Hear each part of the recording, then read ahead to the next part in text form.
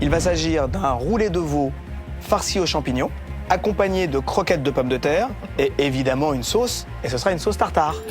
Oh là là là là, c'est dur. Il a jamais fait. Ils auront 1 heure pour cuisiner ça. Oh, c'est passé. C'est fantastique. Alors pas de panique parce que la liste des ingrédients, vous l'aurez avec les quantités exactes et tous les ingrédients qui correspondront à la recette que je vais vous expliquer maintenant.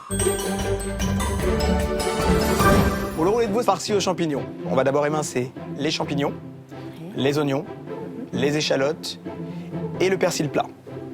Vos maris devront faire suer les oignons et les échalotes dans une poêle, ensuite rajouter les champignons de Paris et en fin de cuisson, le persil plat. C'est bon? Oh, c'est bon.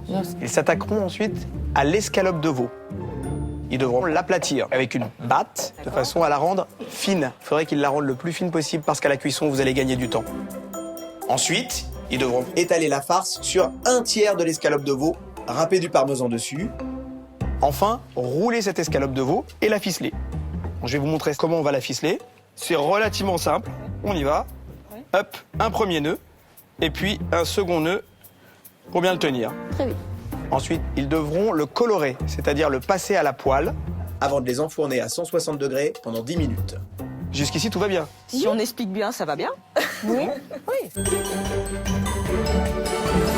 On va attaquer maintenant les croquettes de pommes de terre, si vous voulez bien. Pour cuire les pommes de terre, on les cuit au four pendant 30 minutes à 200 degrés. Ou alors dans une grande casserole d'eau. Après avoir épluché évidemment les pommes de terre, on les écrase dans un cul de poule et ensuite on rajoute les jaunes d'œufs uniquement. Ensuite on rajoute le beurre. Une fois qu'on a une purée, on met dans une poche à douille de manière à faire des gros boudins. Vos maris vont ensuite les découper en tronçons de 5 cm. Une fois ces tronçons réalisés, ils devront les paner. Je trempe d'abord ma croquette dans la farine, les œufs battus, la chapelure. Ensuite, vos maris devront les faire frire pour leur donner une belle couleur et un bon croustillant. Ça fait beaucoup d'informations là. Hein. Allez, on ne panique pas. Il reste plus que la sauce tartare. On coupe des herbes, des capres et des cornichons. Très finement. Si c'est des gros morceaux, ce sera jamais bon. Et ensuite, on fait une mayonnaise. On mélange les deux et qu'est-ce qu'on obtient? Une sauce tartare. Ça va? A priori, pas de problème?